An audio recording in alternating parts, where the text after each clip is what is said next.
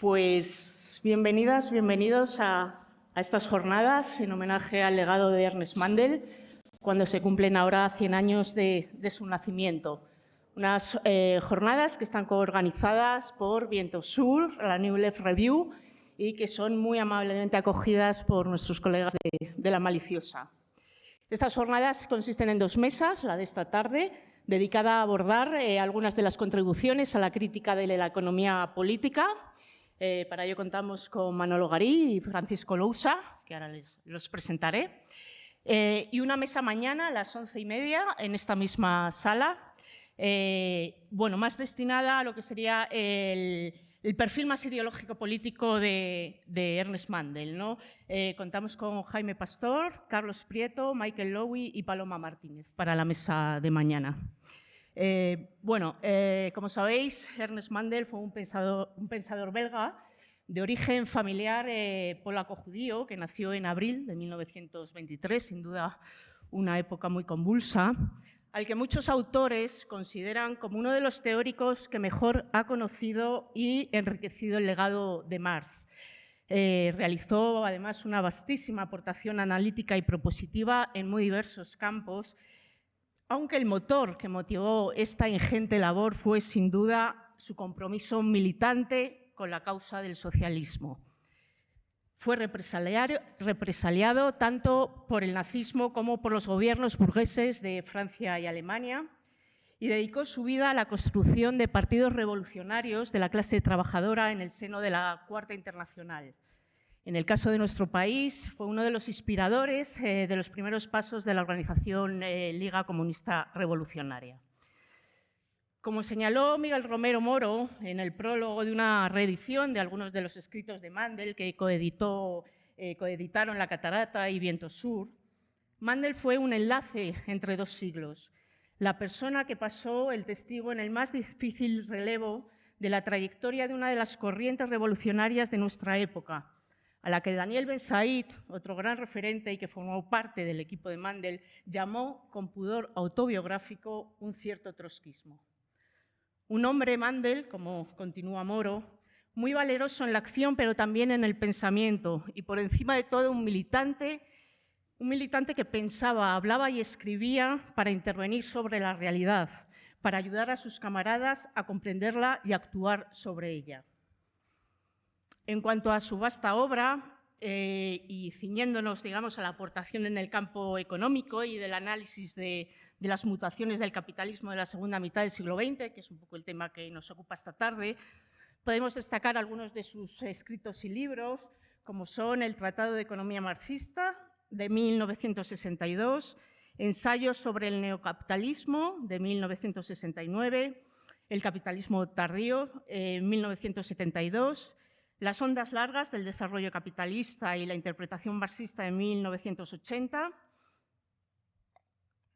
El capital, 100 años de controversia sobre la obra de Marx y una de las últimas obras, aportaciones de 1992, El poder y el dinero.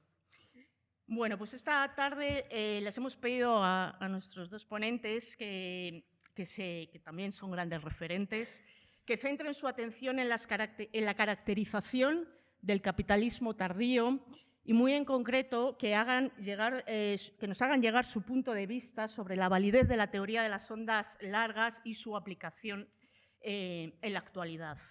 A mi izquierda, y por orden de intervención, Manolo Garí, economista ecosocialista, pertenece al Consejo Asesor de Viento Sur y también es militante de Anticapitalistas, donde es miembro activo de su Comisión Confederal de Economía Política y donde además sigue contribuyendo con sus numerosos escritos al desarrollo estratégico de la organización.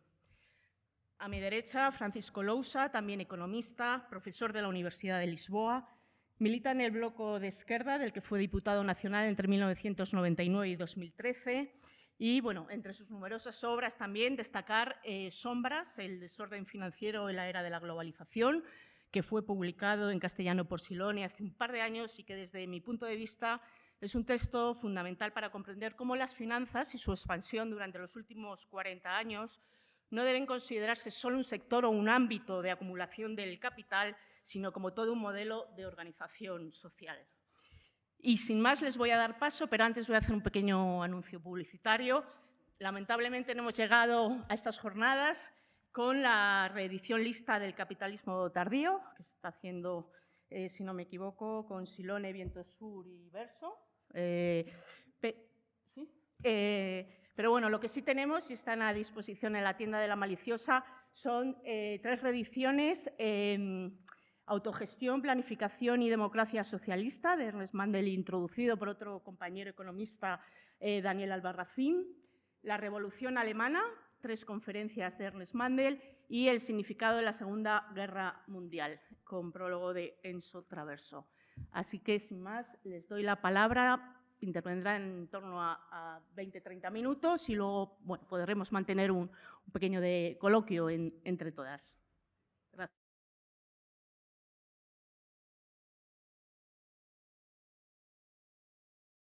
Las diapositivas. Bueno, lo primero, que yo estoy muy contento de ver el número de gente que habéis venido en unas fechas tan significadas en Madrid, donde, por así decirlo, la clase obrera coge rutas, trenes y barcos. Es decir, desaparece prácticamente debido a los días festivos.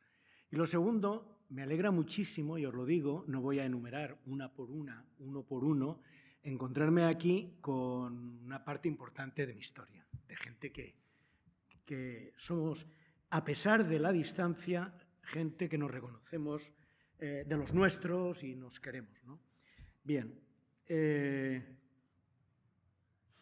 como prólogo, y lo digo claramente, sin falsa modestia, a la intervención que luego hará Francisco Lousa, Chico, bastantes de vosotras y vosotros lo conocéis, voy a plantear una serie de temas. En primer lugar, califico el... ¿Me vais a perdonar? Tengo que poner el reloj en marcha. ¿Qué? Vale. Me aviso, sí. ¿Cuál fue el gran desafío, en este caso intelectual? El político ya lo ha planteado clarísimamente y al servicio de ese compromiso político lo ha planteado Lorena. Yo creo que intentó tener una visión completa, omnicomprensiva del desarrollo capitalista de mediados del siglo XX o a partir de mediados del siglo XX y comprenderlo en relación con las fases anteriores, los momentos anteriores del capitalismo. Es difícil encontrar un término para la formación política económica concreta, político-económica concreta después de la Segunda Guerra Mundial. Ninguno es bueno y, bueno, se ha utilizado el de capitalismo tardío en un sentido que no voy a entrar en semántica, que no es simplemente el capitalismo envejecido, no es simplemente ni mucho menos. Una de las principales herramientas que aparecen en los trabajos de Mandel ya desde el capitalismo tardío y que luego los desarrolla en trabajos concretos y que va evolucionando es la teoría de las ondas largas. Bueno, pues yo voy a intentar plantear algunos pocos aspectos porque la densidad y cantidad, extensión de la obra de este maestro es enorme. Y intento destacar la singularidad, la actualidad, el potencial de sus aportaciones y particularmente en el caso de la herramienta ondas largas, pero también ver que hay límites, o algunos límites, o algunos problemas, o aparecen problemas nuevos en el campo de la formación capitalismo que no eran previsibles no ya por Marx, por Mandel. Es decir, el tiempo es un factor ahí importantísimo. Bueno, en primer lugar, y me parece que hay que destacar de nuevo lo que ya ha dicho Lorena, no se puede entender de forma aislada el tema del capitalismo tardío y las ondas largas del resto del corpus suyo en cuanto a la crítica que hace o al intento de la economía política y el intento de plantear una teoría económica capaz, y esto creo que es importante, de ser útil además en el campo político. Es decir, no se trata del estudio, por así decirlo, de la formación abstracto o desligado, sino vinculado a las tareas de transformación en clave de revolución social, de democracia socialista por parte de Mandel. Bueno, Mandel en toda esta obra mantiene un triple diálogo, yo creo que en primer lugar consigo mismo, es de estos autores que vas notando cómo evoluciona, revisa y muchas veces explicita cambios. Segundo, ancla su evolución en concreto en el tema de la comprensión de qué viene después de lo que se llamó la fase imperialista, analizada entre otros por Lenin, ancla ahí su comprensión de esto en el pensamiento marxista de la ley del valor, parte de las teorías de Lenin de la fase imperialista, incluso recoge cosas de Luxemburg respecto a los límites territoriales de la expansión del capitalismo, pero particularmente en el tema de las ondas largas se basa en los trabajos de Parvus y Trotsky, que empiezan a estudiar las curvas de desarrollo capitalista más allá de la teoría de los ciclos, que también hay autores, vamos a llamarle, pro-burgueses o pro-capitalistas, que ya están estudiando, no entro en esto. Y introduce el factor de los grandes acontecimientos históricos que señalizan, por así decirlo, la evolución de las fases ascendentes y descendentes del capitalismo. Pero además, digo, igual que hizo en su día Marx, mantiene un diálogo con propuestas que vienen de la economía convencional, me da igual que sea Kondratiev, saco dos ejemplos, o Schumpeter, con los que no solamente rebate, sino que también hay elementos que integra, elementos que considera válidos en esa concepción general. Y además, una cosa que es de envidiar, que ya hizo Marx, eso de que nada humano le era ajeno, está atento a todas las innovaciones, a todos los campos ideológicos, científicos y técnicos a los que lograba alcanzar. Uno, cuando lee su texto, de pronto se encuentra con citas inverosímiles porque no están dentro del campo de lo que uno le atribuye a un jefe, a un dirigente, por así decirlo, de la Cuarta Internacional. Están en otro campo. Bueno, capitalismo tardío. El capitalismo tardío, Mandel lo intentó analizar en su conjunto, es una época caracterizada por la sobrecapitalización y la sobreproducción, por la reducción del tiempo, o de la rotación, del capital fijo, por la aceleración de la innovación tecnológica, por el incremento de los costes de los grandes proyectos de acumulación capitalista vinculados a las novedades tecnológicas y los riesgos para la valorización. Lo digo esto, hay un ejemplo que es muy claro, es decir, las grandes centrales nucleares se están retrasando continuamente, en su puesta en marcha porque realmente el capital privado no llega, se alargan los procesos y tiene que intervenir el Estado. Además, la ley del valor no solamente opera a nivel nacional o en los marcos de un Estado nacional, sino a nivel internacional. Y hay crisis interdependientes, pero que no necesariamente se sincronizan.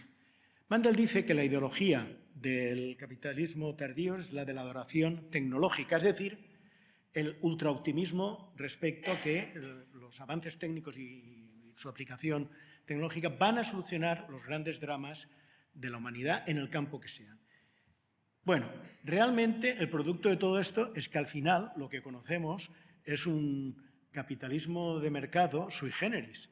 Y basta, no voy a entrar en muchos detalles porque creo que es de todos conocido, la necesidad permanente, en el caso del español, del Estado español, del capital, necesita subsidios, salvamentos, mejoras fiscales, la famosa colaboración público-privada, la socialización de los costes y recurrir ya de nuevo a los gastos militares. La pregunta clave es si la regulación, la pregunta clave desde la posición de Mandel, si la regulación gubernamental de la economía puede cancelar la ley del valor. Claro, Mandel responde que no. Es decir, que mientras opere la ley del valor, las crisis son consustanciales a esa evolución del capitalismo. Y entonces dice, el gran problema que tiene el capital es la administración de las crisis. Perdón, el gran problema político que se plantea bajo el capitalismo es la administración de la crisis. Bien, eso implica una cierta extensión respecto al Estado, bueno, aquí hay gente que sabe más que yo, vamos a llamarle, la función del Estado, etcétera, etcétera, pero me atrevo a decir que hay unas extensiones de la función del Estado para prevenir lo que creo citar textualmente es por parte de Mandel, la preservación de la existencia social del capital, asegurar las condiciones generales de producción y reproducción, asegurar los intereses de las grandes empresas dentro de cada país y de en el caso de las multinacionales, su colocación en el mercado mundial, reprimir las amenazas que puedan venir de los movimientos contestatarios e integrar las clases dominantes. Ahí hay algún párrafo que recupera, por así decirlo, el interés que tiene la relectura de Gramsci en ese sentido. Afirma también, esto es una afirmación que podemos discutir o no, puede cambiar en el tiempo, que la supervivencia del Estado nacional, incluso en el caso de este Estado nacional absolutamente deforme que es el español, pongo las comillas en ese caso, es inseparable de la competencia interimperialista y de la producción capitalista. Es decir, la superación del Estado nacional Mandel la confía a un postcapitalismo, al socialismo. Bueno, bajo el capitalismo tardío vuelve a poner de actualidad y creo que mañana podréis desarrollar más algunos aspectos, etcétera. Yo hoy voy a tocar algunos que son las dos fuentes de la riqueza, el trabajo y la tierra. Es decir, hay una discusión, es hasta qué punto Mandel realmente integró la relación entre economía y biosfera. Bien, yo creo que había límites en su comprensión, en mi opinión, pero sí que se dio cuenta de los efectos del capitalismo clarísimamente sobre el medio natural, el medio ambiente, y lo calificó como una de las amenazas para la supervivencia de la humanidad junto con la guerra nuclear, etc. ¿no? Bien. Es decir, me vais a permitir una expresión coloquial, va por buen camino. Lo que pasa que es verdad que en su razonamiento de fondo todavía no hay la integración que necesitamos hacer actualmente para una visión alternativa ecosocialista. Segundo, la naturaleza de las crisis capitalistas según Mandel. Bueno, en primer lugar, adopta un punto de vista marxista, evidentemente, pero Marx no llegó a tener una teoría completa de las crisis. Hay algunos artículos en que se explica bien esto. Voy a señalar solamente. Se fijó más Marx en la evolución del ciclo industrial y las crisis vinculadas al ciclo industrial, pero todavía no tenía una teoría completa. Quizás le faltó el cuarto libro del Capital, que era uno de los propósitos, quizás le faltó también, en mi opinión, igual que sobre todo el tema, digamos, de los grandes periodos históricos que analiza Mandel, también perspectiva histórica, es decir, hay limitaciones que son temporales, pero lo dejo ahí. Pero, desde luego, Mandel ancla, como quiero insistir, en la comprensión marxista respecto al modo de producción y el proceso de producción capitalista. Marx hizo importantes aportaciones, pero bien. Sí que vio una cosa, y es ya Marx, que no es poca cosa, que en el ciclo industrial y en las crisis aparejadas había fluctuaciones en las inversiones, contradicciones entre el valor de uso y el de cambio y entre mercancía y dinero. Bien, esto para quienes habéis seguido el pensamiento marxista es simplemente un recordatorio por mi parte. Pero Mandel, cuando intenta tener una visión más completa, podemos decir, ya sobre hombros de otros gigantes, Mandel rechaza cualquier explicación monocausal o mecánicamente determinista de las crisis capitalistas y afirma que todos los factores influyen, pero ninguno determina las crisis y su reproducción cíclica. Que las condiciones de producción de la plusvalía no implican automáticamente las condiciones de su realización.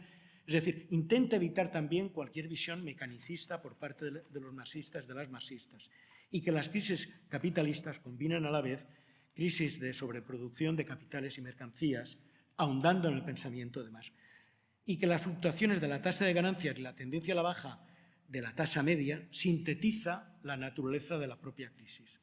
Bien, viene a decir que a lo que se enfrenta el capitalismo no son a crisis de sobreproducción de valores de cambio, perdón, de uso, sino de cambio.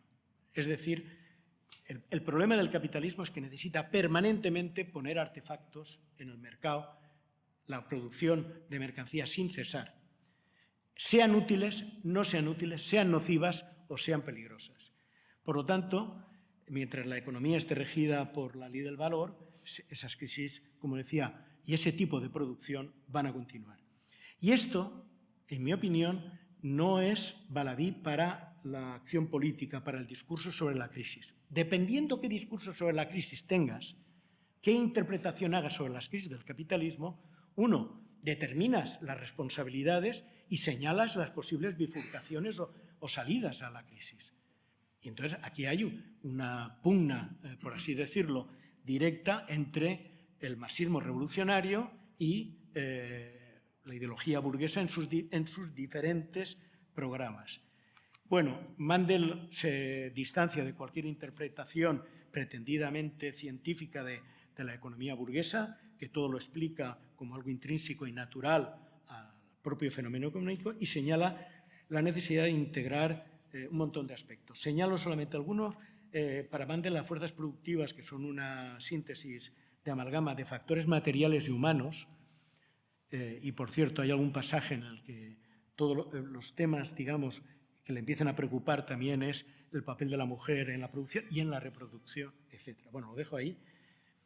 Es notable que en sus trabajos hay datos a punta pala, por así decirlo, numerosísimos, series enormes, sobre la evolución del precio del dinero, sobre las materias primas. No me voy a extender.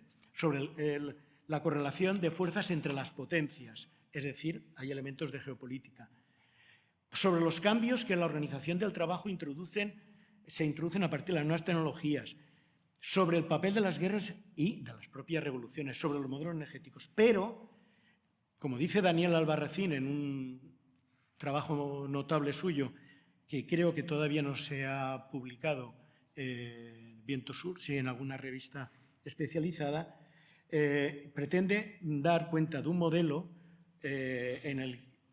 dar cuenta del curso de las tensiones, de los factores objetivos que suponen la base material sobre la que los sujetos colectivos operan con su acción en la lucha de clases. Es decir, Mandel no separa nunca los problemas económicos, los problemas institucionales del conflicto social, de la lucha de clases.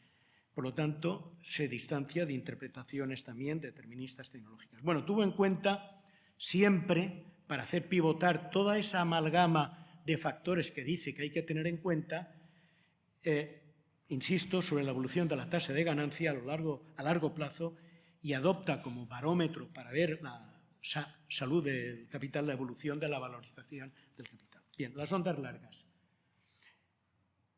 Mandel fundamentalmente estudió lo que se califica de cuarta onda, es decir, después de la Segunda Guerra Mundial. Pero claro, hace un análisis también retrospectivo, y él dice, tras las derrotas que había sufrido el propio movimiento obrero, hay un momento en que el capitalismo puede iniciar una fase ascendente muy importante, insisto, había pasado el fascismo, la propia guerra, etcétera, etcétera, ¿no? Tiene en cuenta los diferentes factores que se combinaron en lugares y fases distintas, pero yo creo que una de las limitaciones, en mi opinión, del trabajo de Mandel es que, aunque tenía en cuenta también las situaciones de los países, vamos a llamar, colonizados, dependientes, etcétera, fundamentalmente su reflexión fue sobre los países industrializados, e incluso muchas de las series que aporta son sobre Estados Unidos, Inglaterra y Alemania. Es decir, se fija fundamentalmente en esa parte, por así decirlo, de la realidad del sistema capitalista mundial. Bien, salto algunas cuestiones. Él explica que las fases tienen, como luego se verá, momentos expansivos y depresivos y que no funcionan los cambios que se producen, no funcionan por piloto automático, por esta característica multifactorial. Muy interesante que él agrupa los fenómenos que influyen, la combinación de elementos que influyen en los cambios de tendencia en cada onda, como exógenos, los vinculados a los procesos, vamos a llamarle político-sociales, y los endógenos, aquellos que están más vinculados a la composición orgánica del capital, la distribución del capital entre fijo y circulante, la tasa de plusvalía, etc., ¿no? Y destaca la aplicación no tanto de los... O sea, destaca el papel de la ciencia, pero no de la ciencia en sí, sino de la ciencia cuando se transforma se aplica en forma de tecnología, ¿no? Pero sobre todo yo creo que le interesa muchísimo todo el aspecto de los vaivenes en la correlación de fuerzas entre las clases y lo que él llama los grandes acontecimientos políticos sociales que se marcan, como digo, a largo plazo. Bien, yo creo que, bueno, Mandel dice que el catalizador exógeno que facilita la onda expansiva es siempre como una especie de refuerzo extraeconómico a las debilidades del capital, pero yo creo que hay que introducir, y esto puede ser polémico, no lo tengo muy trabajado, lo he escrito, pero de forma muy simplificada, en el siglo XXI, que además de los factores exógenos y endógenos, empieza a jugar un papel muy importante, algo que no es fácil de clasificar. O sea, no es simplemente la evolución de las materias primas o su escasez, ¿no? O su precio, que son los factores ecógenos. Es decir, las lecciones de la pandemia, de la pospandemia y de la aceleración de los tiempos del cambio climático son factores que están determinando ya, por así decirlo, las salidas económicas. Bueno, ¿cuáles son? No las voy a explicar, os recomiendo su lectura, claro. O sea, hemos de hacer publicidad de lo que vamos a publicar, ¿no? Después del periodo, digamos, previo a la Revolución, 1789-48, él marca en el siglo XIX y principios del XX tres grandes fases. Una que es del 48 al 93, el capitalismo de libre competencia, de 1893 al 13, lo que conocemos como fase imperialista, que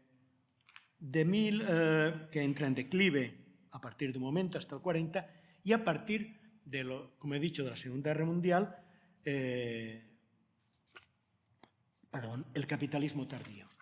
Bien, un concepto que introduce en su trabajo sobre las ondas largas es el de las ondas largas de la lucha de clases. Aquí veis en esta diapositiva que hay dos curvas, una hace referencia a la evolución económica y otra hace referencia a la evolución del movimiento impugnador, el movimiento obrero. No solo el movimiento obrero. En mi opinión, y en esto, por así decirlo, me reclamo de la crítica que hace Ben Said, yo sé que varias y varios de vosotros sois lectores habituales de Ben Said.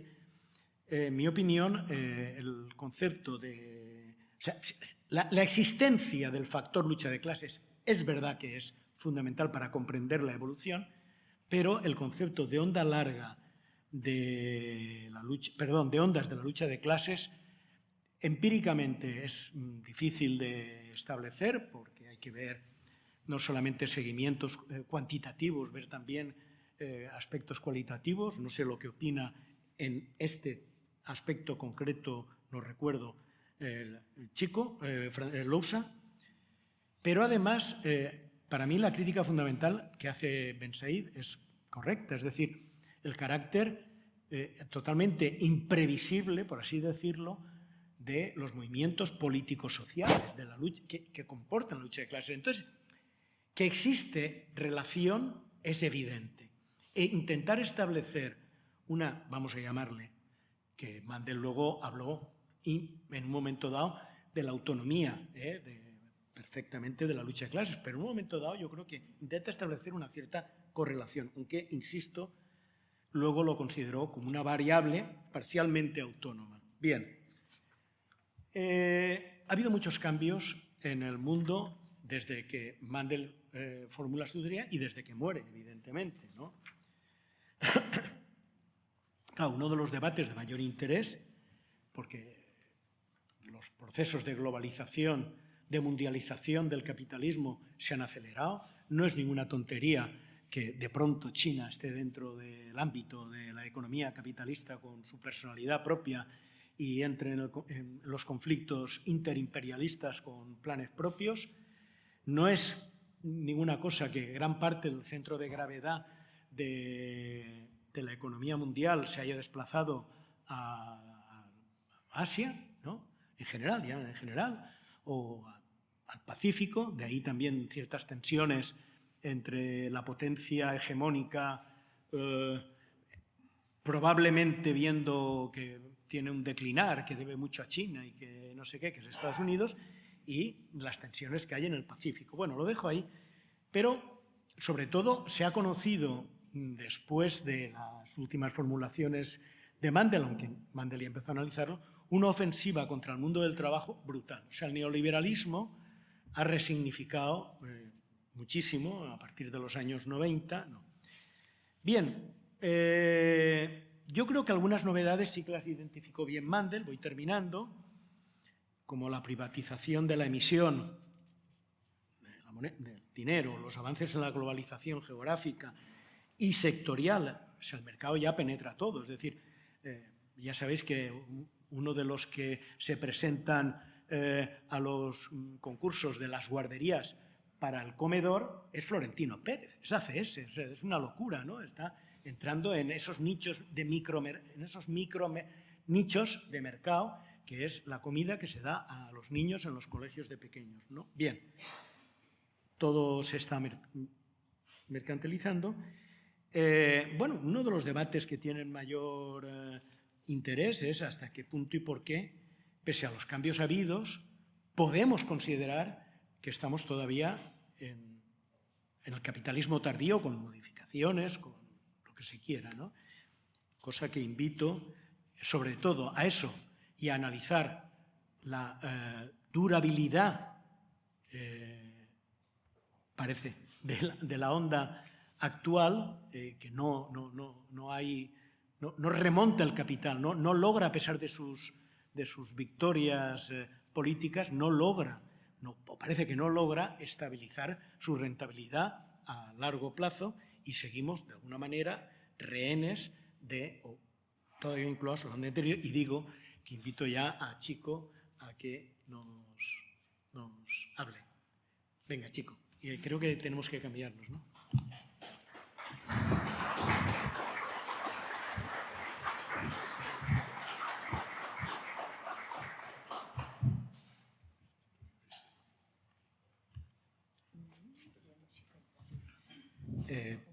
Perdona, ¿tu vaso cuál es? Este. Vale, este es el mío y ese es el de Chico, ¿no?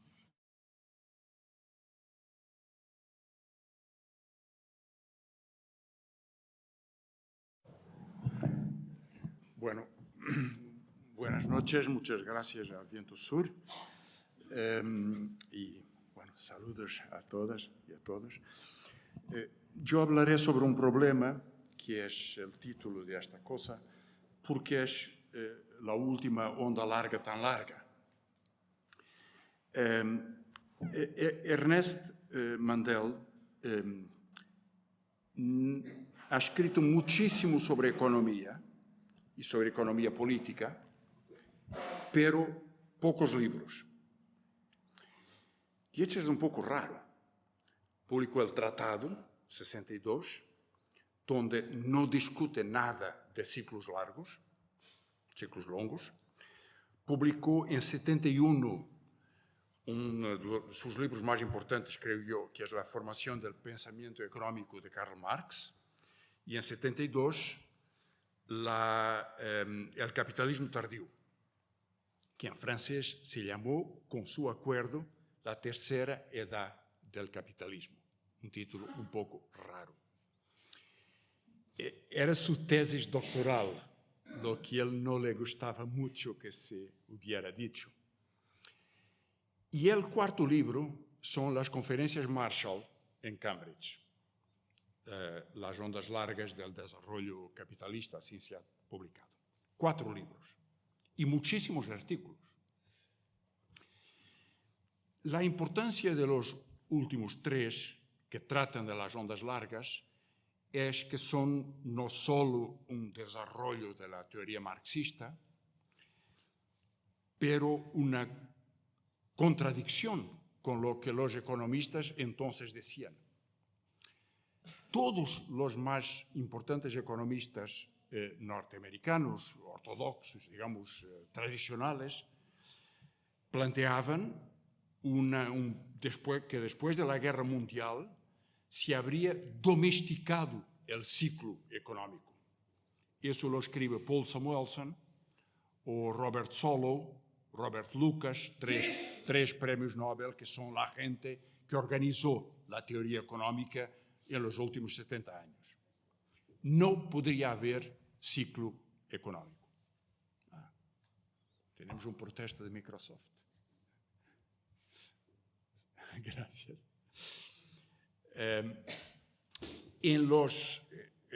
Después del tratado, lo que Ernest Mandel ha introducido es la hipótesis de las ondas largas.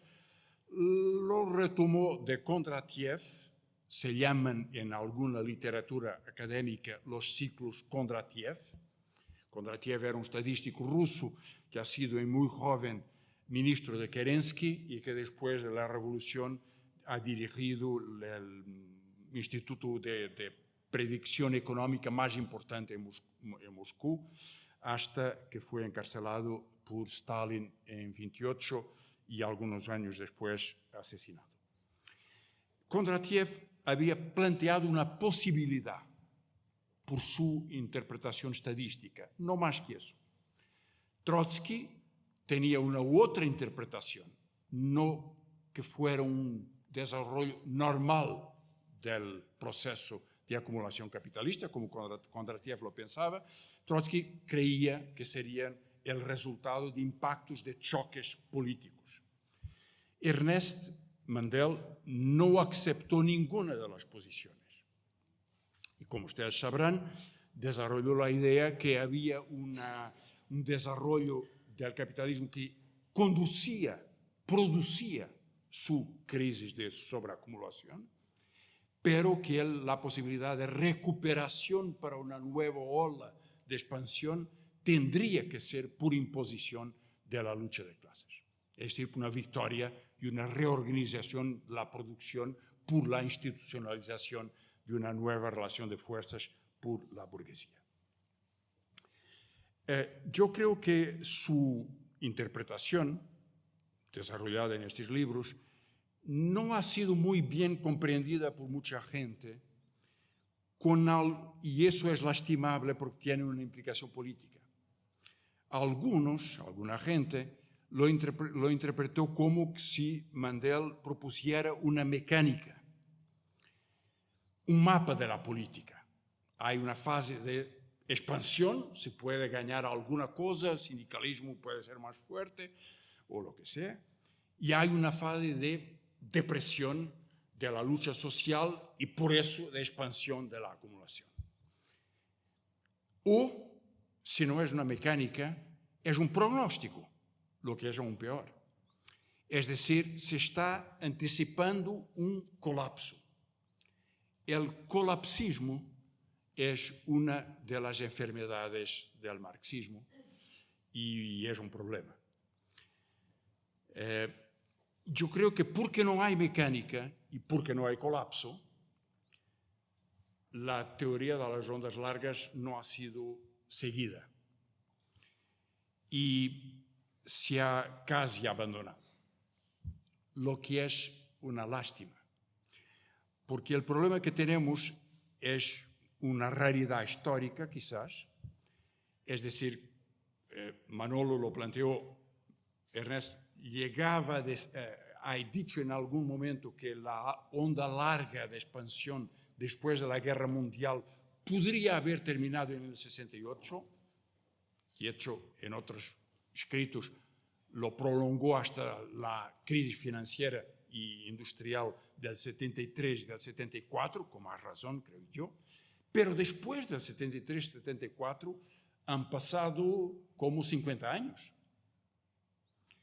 lo que sería la fase depresiva, lenta expansión o casi ninguna expansión de la tasa de ganancia, la fase más larga de la historia. Además, hay todas las condiciones para una nueva expansión, porque la tecnología, la revolución industrial, la nueva tecnología con la automación, eso es del tiempo de Ernest Mandel, o la capacidad de producción concentrada en nuevos sectores industriales. Hoy, las empresas de tecnología de información y comunicación son las más grandes del mundo. Hay por la primera vez en la historia de la humanidad una empresa que tiene como clientes un tercio de la humanidad. Un tal poder nunca, jamás se ha visto en la historia del capitalismo. Y entonces la cuestión es, ¿por qué no pasa una expansión? Yo voy a tratar dos puntos. Uno, la utilidad del concepto de la onda larga, y el segundo, quizás más importante, ¿por qué es que esta onda es tan larga? Bueno, la idea que hay una dinámica distinta de expansión, es decir, de aceleración de la acumulación con alta tasa de ganancia, que es la fase expansiva de la onda larga, y después que hay un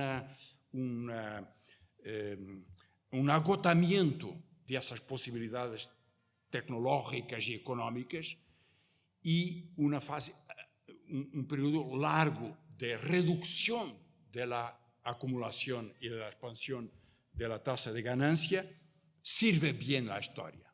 Bueno, Manolo lo mostró.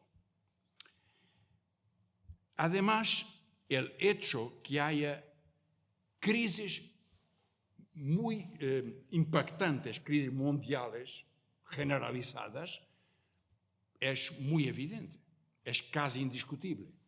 Este es el PIB mundial para todo el siglo XX y XXI. Ya ven la crisis, bueno, de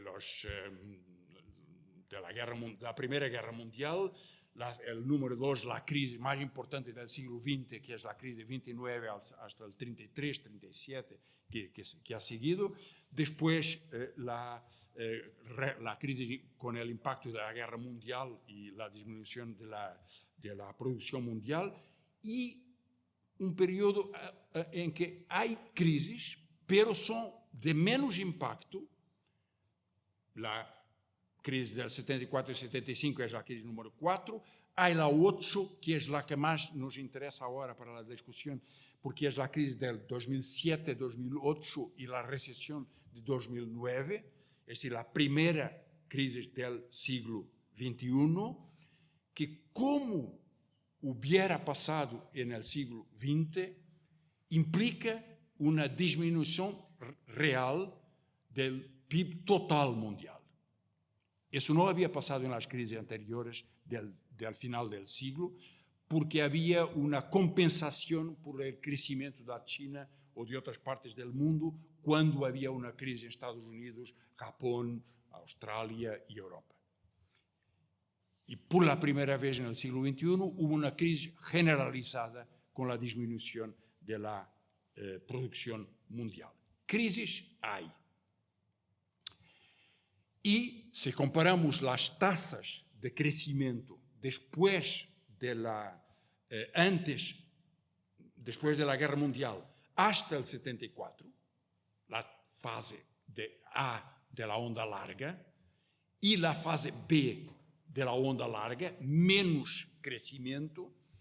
Lo que está en azul, la fase de expansión, ahí tenéis las tasas de crecimiento del PIB de distintas partes del mundo. Estados Unidos a la derecha, todo el norte a la izquierda, y después, bueno, tenéis ahí Portugal, España, más para la derecha, y otros países del mundo. En todos, sin excepción, la tasa de crecimiento después de la guerra es mucho mayor, mucho más rápida que las tasas de crecimiento en naranja, que son del periodo largo de la fase B.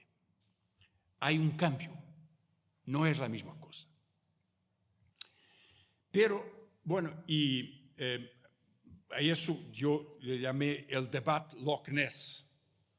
El Loch Ness, como sabréis, es un animal muy simpático que todos sabemos que existe, pero nadie lo ha visto jamás. Lewis Carroll, el escritor británico, tiene un poema lindísimo que es La caza al snark. El snark es el Loch Ness, podría ser el Loch Ness. Parece que sería un animal más pequeño, pero igual. Todos lo buscan, nadie lo ha visto jamás. Creo que en todas las mitologías infantiles hay un snark o un Loch Ness, se llama de formas distintas, pero es muy curioso siempre. Bueno, es como si todos lo sabemos que hay un Loch Ness, hay una crisis, pero no la vemos, o la vemos de alguna forma. Esto es la tasa de ganancia para los Estados Unidos. A la izquierda tenéis ciclos y después ciclos de nuevo, pero la tendencia general, con la línea, esa línea que está dibujada, es que hasta el cambio de los años 70, el nivel promedio de la tasa de ganancia es más elevado que después. Siguen los ciclos, pero son ciclos de tasas menores de ganancia y de acumulación. Yo creo que es posible por eso decir que hay cambios en la estructura, pero que hay una diferencia entre las dos épocas de la onda larga. Algunos economistas, Angelo Reati, Duménil en Francia, Anwar Shaikh en los Estados Unidos, Robert Brenner en los Estados Unidos, han planteado que había en los años 80 o 90 o 2000 periodos de recuperación de la tasa de ganancia. Y si miran al gráfico, es cierto, hay periodos de recuperación de la tasa de ganancia, pero el nivel general de esa tasa es muy bajo. Por supuesto, los economistas tradicionales no mirarán esto. Tampoco les interesa una tasa de ganancia calculada como la ganancia industrial o la ganancia de la producción. Le interesa la dinámica agregada del producto o del comercio o de los precios o lo que sea. Y utilizarán algunas técnicas estadísticas, análisis espectral o otra, que busca el automatismo de un proceso que se repite en el tiempo, como un reloj. Pero eso no hay en economía. Por eso se puede buscar el Loch Ness de esa forma y él nunca va a aparecer. Lo que pasó fue que el cambio de los años 70 y la respuesta muy rápida, que tiene mucha implicación política además, fue un cambio estructural, muy rápido. En 79 Margaret Thatcher gana las elecciones en Inglaterra y en el 80 Ronald Reagan gana las elecciones en los Estados Unidos. Y eso empieza lo que hoy se llamó entonces, es una palabra muy feliz, globalización. Y la llamamos neoliberalismo. Y eso es un cambio, bueno, es un cambio a donde comienza una reestructuración institucional que tiene mucha implicación. independencia de la banca central. Eso nunca había pasado en la historia del capitalismo. Es una ingeniería magnífica. Es una forma de poder muy inteligente y muy poderoso. Separar la legitimización de la política monetaria del control democrático tradicional. Crear una política monetaria restrictiva que no tiene ninguna forma de ser impactada por la presión democrática o por la presión social. Es decir, añadir la austeridad, la precarización, otras formas de institucionalización. Ese es el tiempo de la creación del euro en la Unión Europea o la inclusión en el mercado mundial, Manolo ya se ha referido, de la antigua Unión Soviética o de la China, lo que significa que la masa proletaria del mundo en el mercado capitalista ha aumentado como unos 20% o quizás unos 30%. Es decir, algunas de las configuraciones para una recuperación posible de la tasa de ganancia estaban dadas. La organización neoliberal, primero, la extracción financiera, el rentismo, el poder rentista sobre los estados por parte de la finanza. Lo que tenéis en ese gráfico es la participación de las ganancias de la finanza en el total de las ganancias de las economías desarrolladas, y ven que a la izquierda, en la época anterior, después de la guerra, la onda larga expansiva era más limitado y es mucho mayor después de los años 70, 80 hasta nuestra época. Y en rojo tenéis el impacto de la crisis del comienzo del siglo XXI, que es una crisis financiera, por eso, la crisis de 2008 y 2009.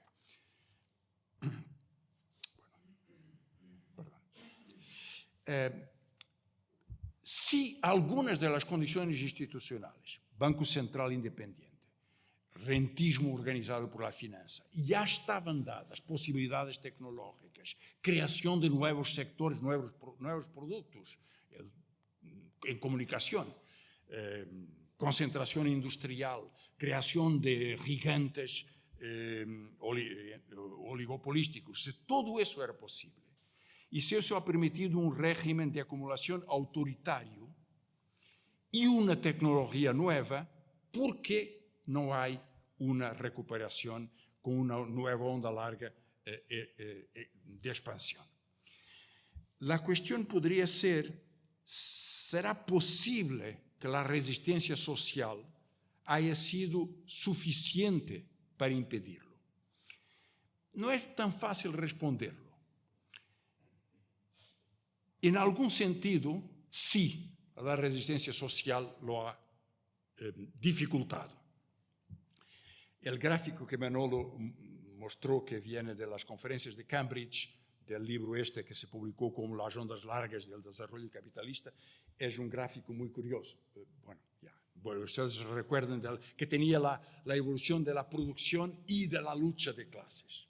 Yo le pregunté a Ernest varias veces, ¿cómo lo había hecho este gráfico? Porque es un misterio. El producto, la economía la podemos medir, bien o mal, muchas veces mal, pero la lucha de clases, ¿cómo la medimos? Ernest, de hecho, lo que hizo fue una pura interpretación subjetiva. Era su interpretación de la dinámica y es un testimonio de su interpretación, pero nada más. Aquí tenéis un gráfico un poco mejor que el de Ernest, porque tenéis en azul, para todas las economías más desarrolladas del capitalismo, después de la guerra hasta el comienzo de nuestro siglo, en azul tenéis los días de huelga. Días de huelga, atención, es una buena medida para la lucha social, pero muy insuficiente, muy insuficiente. Hay muchas otras formas de lucha social y en algún momento más efectivas y más importantes, pero es una medida. En rojo tenéis la proporción de la parte del trabajo en el Producto Nacional en comparación con la parte de la ganancia. Es decir, si es más elevado, los salarios han ganado alguna cosa, si es baja, los salarios han perdido en relación con la ganancia. Y hay una relación, hay una correlación.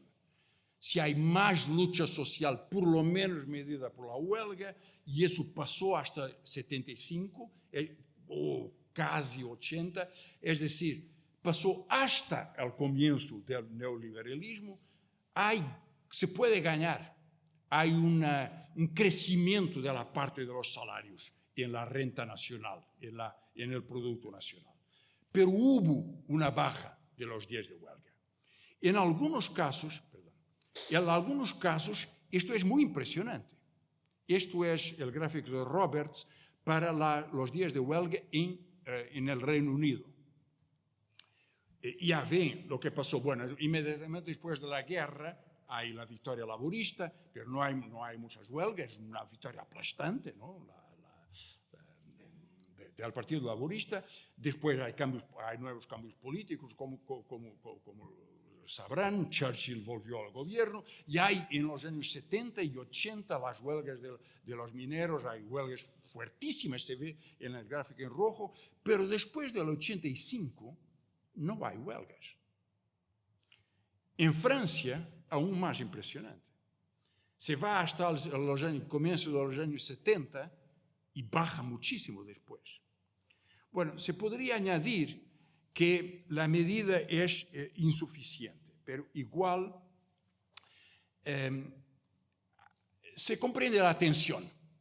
Es decir, el neoliberalismo pudo imponer sus formas institucionales de captación rentista y de explotación de la producción. Pero pasó algo que es peculiar a este periodo, o mejor, tiene una forma nueva, que es el peso de la finanza sombra y de la finanza en general. Es decir, la participación de la finanza en el reparto de la ganancia del capital tiene una dimensión jamás conocida. Hay para completar un poco sobre el resultado de la implicación política, un caso, estos son los gráficos de Piketty, Thomas Piketty, sobre la desigualdad. El caso de Estados Unidos es un poco, bueno, es parecido con otras partes del mundo, con Rusia o los países árabes o otras partes. Europa es un poco distinto, pero es muy impresionante lo que pasó en Estados Unidos con la globalización neoliberal. Lo que tenéis en rojo es la parte del producto total del país que está en manos de los 1% más ricos. Y en azul, la parte del producto total que está en las manos de los 50% de abajo. En 80, los más ricos tenían la mitad de los 50% de abajo. Es una desigualdad impresionante, porque estamos hablando de una persona para 50. Son partes de la población. Pero en todo caso, los 50, la mitad más pobre, tenía el doble de los 1% más ricos.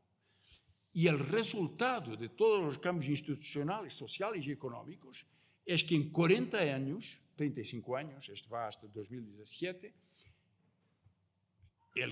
se cambió la relación. Y la línea roja tiene al final, cuando llegamos a 7 años atrás, no el doble, pero tiene 22% en comparación con 13%. Es decir, han casi doblado la parte que tenían en la renta nacional, y eso significa que la parte de los 50% de abajo ha perdido. Es un cambio aplastante en términos sociales. Pero el problema es que esta capacidad de captación de la parte más rica de la sociedad, de la élite financiera, de las empresas más fuertes, corresponde a una confrontación interna que paraliza el proceso de acumulación. Yo creo que eso es muy importante comprender, y con eso voy a terminar, porque si esta interpretación está correcta, tiene muchas implicaciones sobre la forma de la organización de la sociedad. Mi interpretación es que el dominio del capital financiero entre las varias formas del capital explica, Robert Husson lo había desarrollado en algún sentido, cuando había,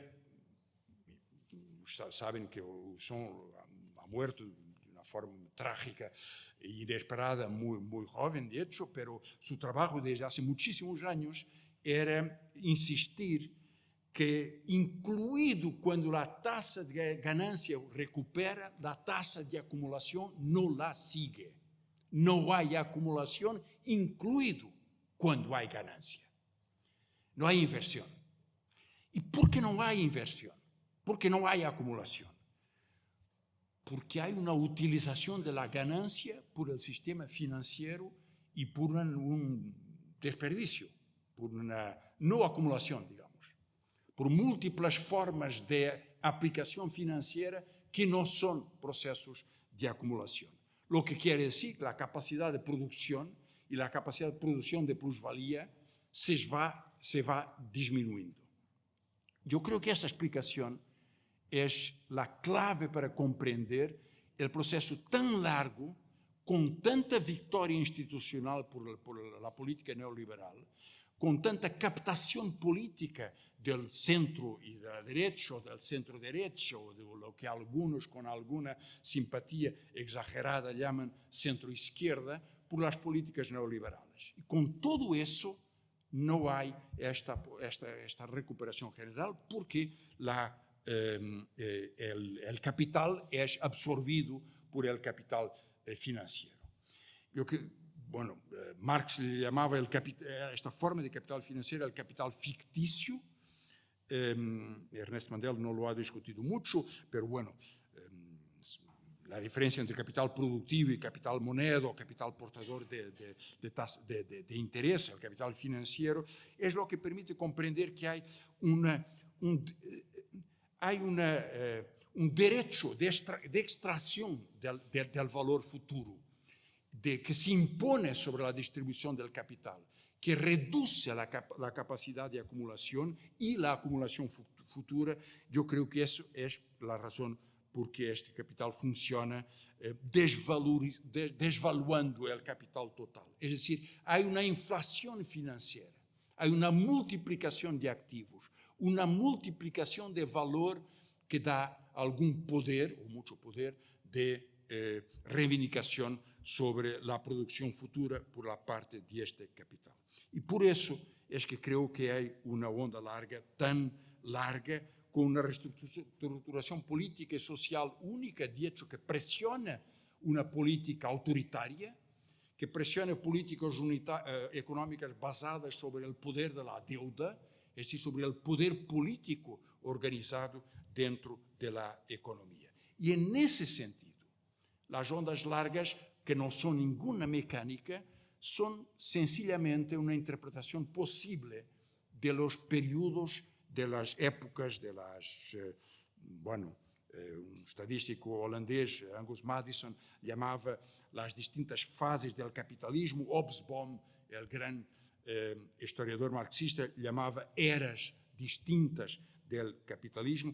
Nosotros le podríamos llamar igual o régimen de acumulación, porque es lo que explica cómo la economía y la política se relacionan y se organiza como una forma de poder. La forma de poder que corresponde a esta tasa de ganancia baja con la distribución de la plusvalía captada por el capital financiero es el autoritarismo político, y por eso vivimos en una época de peligro de autoritarismo político.